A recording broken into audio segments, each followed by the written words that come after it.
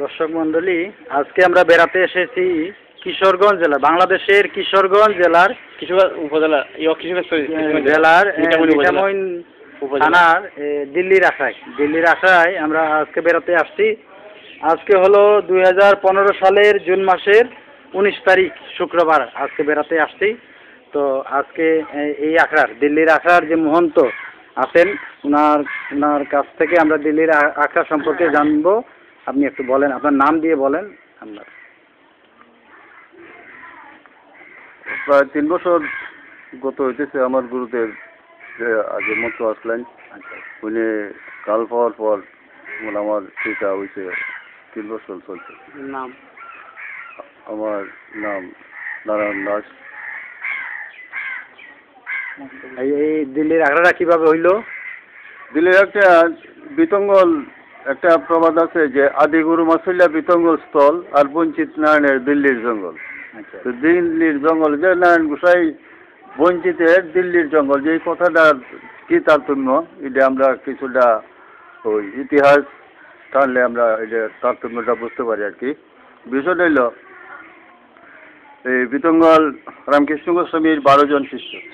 12 জন শিষ্যের মধ্যে 12 জনের একজন ওই নারায়ণ গোস্বামী। রামকৃষ্ণ গোস্বামী একবার ওই জায়গায় ঘোরাফেরার জন্য আসেন, মানে কাটকাল মেঘনা নদীর পারে একটা বিরাট জঙ্গল। এই জঙ্গলে রামকৃষ্ণ গোস্বামী একদিন ঘোরাফেরার মধ্যে আসছে। ঘোরাফেরার মধ্যে মনে মনে স্থির করলেন যে ওইখানে একটা সাধনস্থল করা যায়। মনে মনে স্থির করিয়া আবার বিতঙ্গল গেছেন। বিতঙ্গল গিয়া ওনার যে 12 জন শিষ্য তারারে কইছেন যে এখানে একটা সাধনস্থল করতে হয়, কে যাবে? তারা উত্তর দিল না। তিনি মনে মনে ভাবছেন যে এই যে দৃশ্য দেখা গেছেন আর অনুভব করছেন যে যার দরকার তারাই পাঠাইতে হইব। নারায়ণ, তুমি যাও, যে প্রভু আমারে প্রসাদ থেকে বঞ্চিত করবেন না। আমি তো আগুয়ারা ফাঁসি না। হ্যাঁ, প্রসাদ থেকে বঞ্চিত করবেন না। আমি তো এখন আপনার পাশে আছি, আপনার সেবার অবশিষ্ট প্রসাদ আমি পাই। আর এই জঙ্গলে যদি যাই তাহলে আমি প্রসাদ পেয়ে যাবো না। তোমার ওইখানে যেতে হবে আর যত সময় তোমাকে প্রসাদ দেওয়া হবে। প্রভু আমাকে আড়াল করবেন না।